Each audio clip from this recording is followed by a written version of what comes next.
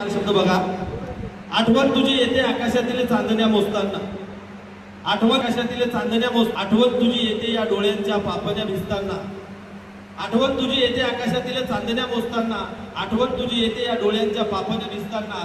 मग एकांतात मी खूप रडतो, जणू काही आसवांचा पाऊस पडतो. मग एकांतात मी खूप रडतो, जणू काही आसवांचा पाऊस पडतो. सगळेच हसतात मला पाहून या पावसात ओले चिंब भिजताना. मग स्वतःलाच मी शोधतो आरशात प्रतिबिंब बघताना.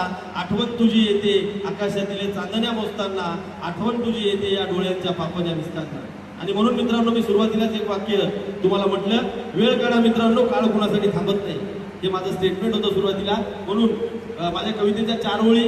मी भास्कर पाईकराव, दाभड येथे एकलव्य इंग्लिश मीडियम शाळा आहे, त्या शाळेवर टीचिंगचं काम करतो, शिक्षक म्हणून काम करतो. गेल्या 7-8 वर्षापासून तिथे मी आहे.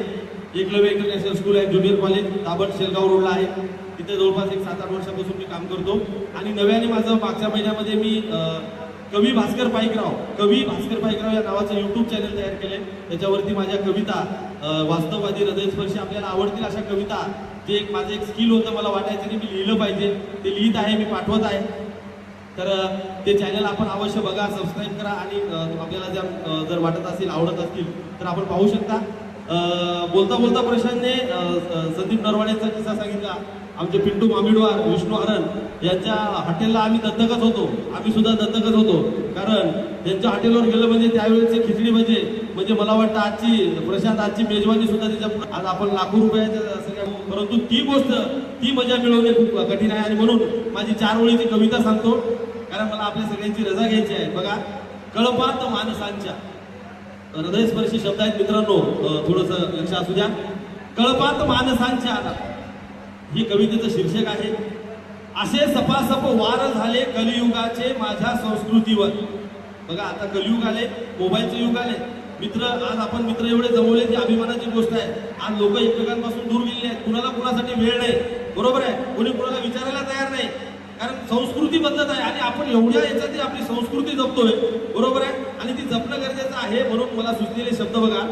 असे सपासप वार झाले कलियुगाचे माझ्या संस्कृतीवर, तिला वाचविण्या आता आधार शोधतो मी. असे सपासप वार झाले कलियुगाचे माझ्या संस्कृतीवर, तिला वाचविण्या आता आधार शोधतो मी. कळपात माणसांच्या माणस 4 शोधतो मी. कळपात माणसांच्या माणस 4 शोधतो मी. बघा, हरवून गेली ही तरुणाई, हरवून गेली ही तरुणाई, विसरून गेली आई अंगाई. मनसोक्त सुख दुःख वाटणारे आता गावागावात मित्रांचे पार शोधतो मी. कळपात माणसांच्या माणस 4 शोधतो मी. कळपात माणसांच्या माणस 4 शोधतो मी. मोबाईलचा शोध लागला आणि जगाचे अंतर कमी झाले. अनिल, मोबाईलचा शोध लागला आणि जगाचे अंतर कमी झाले. एकाच घरात राहून सुद्धा माणसांचे भाषांतर कमी झाले. बघा, मोबाईलचा शोध लागला आणि जगाचे अंतर कमी झाले. एकाच घरात राहून सुद्धा माणसांचे भाषांतर कमी झाले. भेट माणसाची माणसाशी घडवणारा, भेट माणसाची माणसाशी घडवणारा आता विचार शोधतो मी. कळपात माणसांच्या माणस 4 शोधतो मी. कळपात माणसांच्या माणस 4 शोधतो मी. धन्यवाद मित्रांनो, मला या ठिकाणी वेळ दिल्याबद्दल आपल्या सगळ्यांचा खूप खूप धन्यवाद मानतो.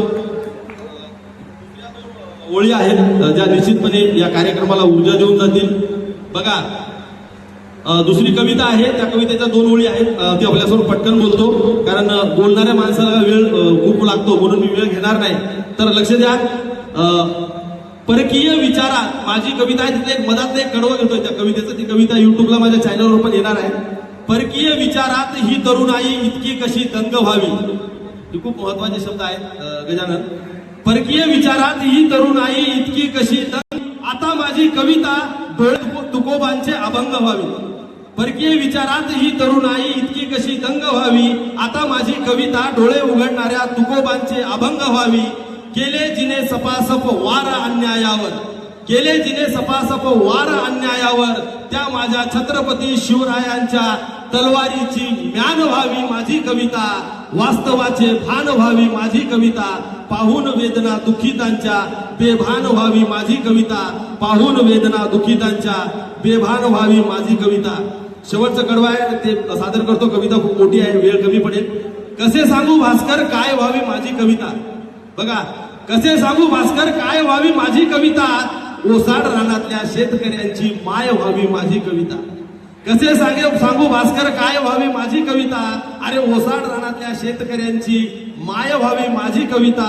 पाण्या वाचून तडफडणारी गरिबांच्या गोठ्यातील गाय व्हावी माझी कविता. पाहून वेदना दुखितांच्या बेभान व्हावी माझी कविता. पाहून वेदना दुखितांच्या बेभान व्हावी माझी कविता. धन्यवाद मित्रांनो. आपल्या सगळ्यांचा लाडका भास्कर पाईकराव, कवी भास्कर पाईकराव हे चॅनल युट्यूबला सर्च नक्की करा अशी आपणास विनंती करतो. विठ्ठल आला, विठ्ठल